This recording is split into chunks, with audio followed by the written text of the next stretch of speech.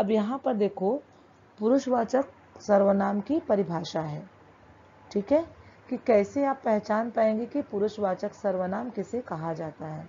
पढ़ रही हूँ, ध्यान से सुनिए। जिन सर्वनाम शब्दों का प्रयोग वक्ता द्वारा, वक्ता मतलब बोलने वाला, खुद के लिए या दूसरों के लिए किया जाता है उसे पुरुषवाचक सर्वनाम कहते हैं। अर्थात ऐसे सर्वनाम शब्द जो अपने खुद के लिए यानी स्वयं के लिए और सामने वाले या किसी दूसरे पर्सन के लिए किया जाता है, वे सर्वनाम जो हैं वो पुरुषवाचक सर्वनाम कहलाते हैं। ठीक है, इस पुरुषवाचक सर्वनाम को अलग अलग भागों में बांटा गया है। वो कौन कौन सा है वो मैं आपको आगे अभी दिखा रहा हूँ। पहले परिभाषा एक बार वापस ध्यान से देख लीजिए कि जिन सर्वनाम शब्दों का प्रयोग वक्ता द्वारा यानी बोलने वाले के माध्यम से, उसके जरिए खुद के लिए यानी अपने आप के लिए किया जाता है या फिर दूसरों के लिए यानी आपके सामने जो खड़ा है उसके लिए किया जाता है, उसे पुरुषवाचक सर्वनाम कहते हैं। अभी कैसे वो देख रहे हैं हम लोग आगे। हाँ, अब देखो यहाँ पर उदाहरण भी दिया हुआ है, जैसे मैं, हम, वह, ये, वे आदि। अगर वाक्य में ऐसे शब्द आपको दिखाई पड़ रहे हैं कि ये मैं है, हम है, वह है, ये है, वे है, ऐसे शब्द अगर वाक्य में आते हैं तब वह वाक्य पुरुषवाचक सर्वनाम के अंतर्गत आता है। आपको हमेशा यह बातें ध्यान देनी है। अगर ऐसे शब्द जो आपको यहाँ पर उदाहरण में नीले रंग में दिखाई पड़ रहे हैं, ऐसे शब्द वाक्य में आते हैं तब वहाँ पर पुरुषवाचक सर्वनाम होता है। ठीक है, आगे बढ़ती हूँ और पुरुषवाचक सर्वनाम के कौन कौन से प्रकार होते हैं वो मैं बताऊंगी आप लोगों को आगे। यह देखिए एक छोटा सा जीव है यहाँ पर। अभी पुरुषवाचक सर्वनाम के भेद यानी कि सर्वनाम का सबसे पहला जो भाग है वह है पुरुषवाचक सर्वनाम, और पुरुषवाचक सर्वनाम को भी 3 अलग अलग भागों में बांटा गया है। ध्यान देना बच्चों थोड़ा सा यहाँ पर कि सर्वनाम का जो सबसे पहला भाग है वह है पुरुषवाचक सर्वनाम, और पुरुषवाचक सर्वनाम को भी 3 अलग अलग भागों में बांटा गया है। पहला है उत्तम पुरुष, सबसे पहला जो है वह है उत्तम पुरुष, दूसरा मध्यम पुरुष, तीसरा अन्य पुरुष। अब आपको ऐसा लग रहा होगा कि उत्तम पुरुष के अंतर्गत क्या आता है। उत्तम पुरुष के अंतर्गत बेटा हम स्वयं आते हैं, हम खुद, यानी कि वक्ता, बोलने वाला।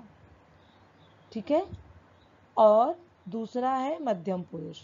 मध्यम पुरुष जिससे मैं बात कर रही हूँ, जैसे इस समय मैं आप लोगों से बात कर रही हूँ और मैं बोल रही हूँ, तो मैं उत्तम पुरुष हो जाऊंगी यहाँ पर, और आप लोग जो हैं वो मध्यम पुरुष हो जाएंगे। अब यहाँ पे तीसरा भी दिया हुआ है अन्य पुरुष। तो अन्य पुरुष में कौन आएगा, जैसे कि अगर आपको मैं जो बता रही हूँ सर्वनाम के बारे में, वही बात आप तीसरे लोग से कहते हैं, कोई तीसरे इंसान से कहते हैं, तब वह अन्य पुरुष में आता है। ठीक है, जब उत्तम पुरुष में बोलने वाला, अर्थात जैसे कि अब अगर हम कक्षा में होते तो मैं आप लोगों से बात कर रही होती हूँ तो मैं वक्ता हुई यानी बोलने वाली, तो मैं उत्तम पुरुष में आ जाऊंगी। आप लोग मेरी बात सुन रहे श्रोता हैं तो आप लोग मध्यम पुरुष में आ जाते, और अन्य पुरुष में अगर वही बात किसी तीसरे इंसान से आप कहते तो वह अन्य पुरुष में आ जाता। तो इस प्रकार पुरुषवाचक सर्वनाम को अलग अलग भागों में बांटा गया है, उत्तम पुरुष, मध्यम पुरुष और अन्य पुरुष। जैसा कि मैंने आप लोगों को बता दिया कि उत्तम पुरुष यानी कि बोलने वाला, मैं बार बार दोहरा रही हूँ, ध्यान दीजिएगा, उत्तम पुरुष अर्थात बोलने वाला, मध्यम पुरुष सुनने वाला, अन्य पुरुष यानी जो सुनने वाला है वो वही बात किसी और से, तीसरे इंसान से बताए, वह अन्य पुरुष। ध्यान दीजिएगा, सर्वनाम का सबसे पहला भाग है पुरुषवाचक सर्वनाम, और पुरुषवाचक सर्वनाम को 3 भागों में बांटा गया। 3 भाग हुए जो आपके सामने दिखाई पड़ रहे हैं, उत्तम पुरुष, मध्यम पुरुष, अन्य पुरुष। इन तीनों को हम कैसे पहचानेंगे मैंने आप लोगों को बता दिया, उदाहरण भी दिया मैंने आप लोगों को। आगे बढ़ते हैं और देखते हैं कि आगे क्या बताया गया है। बेटा आप एक चीज़ ध्यान में रखिएगा, जो भी चीज़ मैं आप लोगों को पीपीटी में सिखा रही हूँ, बता रही हूँ, कभी भी आप जब पीपीटी सुनने बैठते हैं तो एक नोटबुक और पेन पेंसिल कुछ भी है वह लिख कर बैठिए।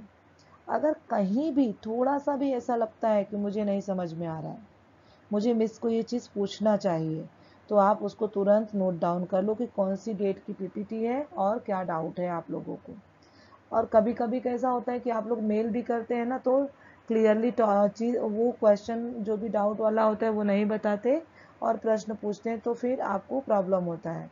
तो आप लोग जब नोट डाउन किए रहेंगे तो क्लियरली मुझे पूछेंगे ना, तो मैं भी समझ पाऊंगी, क्योंकि बेटा पीपीटी 1-2 दिन 3 दिन पहले जा चुकी होती है, और जब आप क्लियर क्वेश्चन नहीं करेंगे तो मुझे भी समझ में नहीं आता कि आप क्या पूछ रहे हैं।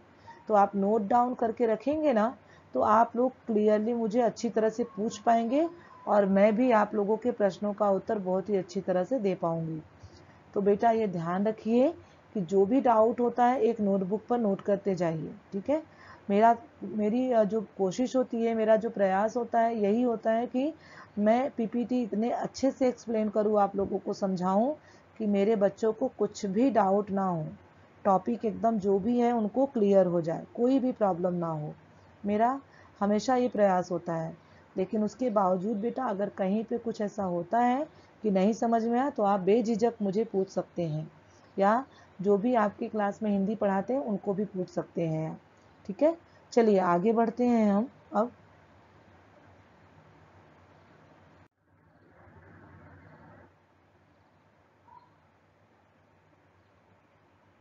मैंने पहले ही बता दिया कि पुरुषवाचक सर्वनाम के 3 भेद होते हैं।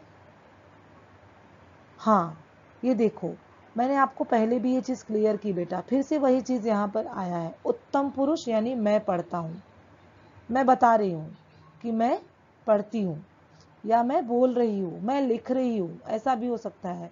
वाक्य को बदल बदल कर मैं आप लोगों को सिखा रही हूँ। उत्तम पुरुष में स्वयं के लिए प्रयोग किए जाने वाला शब्द है, अपने लिए, खुद के लिए, स्वयं के लिए। मैं पढ़ता हूँ, मैं लिखता हूँ, मैं सोता हूँ, ये सारी चीज़ें। और हाँ, फिर आगे देखो एक चीज़ और है यहाँ पर, हम अभी खाना खाएंगे, यानी मैं और हम दोनों भी शब्द सर्वनाम के हैं और दोनों भी शब्द ऐसे हैं जो खुद के लिए प्रयोग किए गए हैं, ठीक है। अब यहाँ पर एक चीज़ चेंज हुई है, एक चीज़ बदली हुई है। मैं पढ़ता हूँ एक वचन में है, वचन खाली बदला हुआ है यहाँ पर, मैं पढ़ता हूँ। अगर हम पढ़ते हैं होता तो भी मैं बोलने वाले के लिए ही प्रयोग किया जाता, जैसे कि दूसरे वाक्य में किया गया।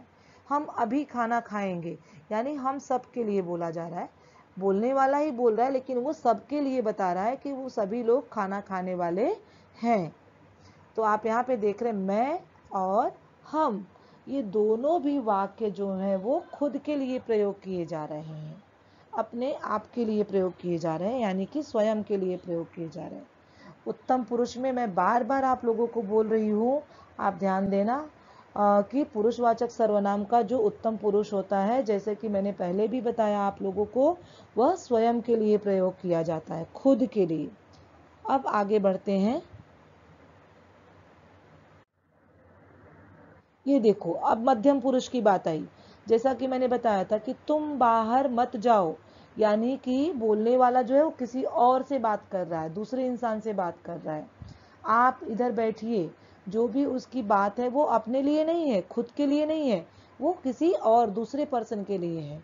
यानी वो दूसरे इंसान को बोल रहा है कि तुम वहाँ मत जाओ या फिर बाहर मत जाओ, आप इधर बैठिए, यानी कि सुनने वाले को वो बता रहा है कि तुम बाहर मत जाओ और आप इधर बैठिए। जैसे कि मैंने पहले ही बताया कि जो पहला होता है उत्तम पुरुष वो बोलने वाला, और मध्यम पुरुष सुनने वाला, ठीक है। तो आप लोगों को आई होप कि बहुत अच्छे से अब समझ में आ रहा होगा कि पुरुषवाचक सर्वनाम का जो तीनों भाग होता है वो कैसे बांटा गया है और उसमें कैसे वाक्य आते हैं, ठीक है। आगे बढ़ते हैं।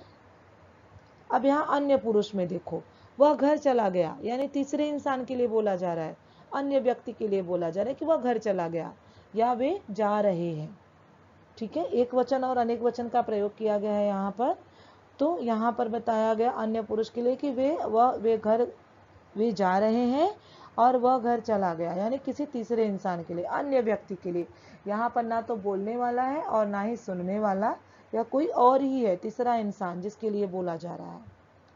मैं वापस से एक बार रिपीट कर रही हूँ, पुरुषवाचक सर्वनाम को 3 भागों में बांटा गया: उत्तम पुरुष, मध्यम पुरुष, अन्य पुरुष। उत्तम पुरुष में बोलने वाला, मध्यम पुरुष में सुनने वाला, और अन्य पुरुष में अन्य व्यक्ति यानी कोई तीसरा इंसान। ये चीज़ें आपको जब भी आप वाक्य बनाएंगे बेटा, आपको बहुत अच्छी तरह से यह ध्यान में रखना है, आपको भूलना नहीं है। ठीक है, अब हम आगे बढ़ेंगे और आगे हमारे लिए क्या है वह हम देखेंगे।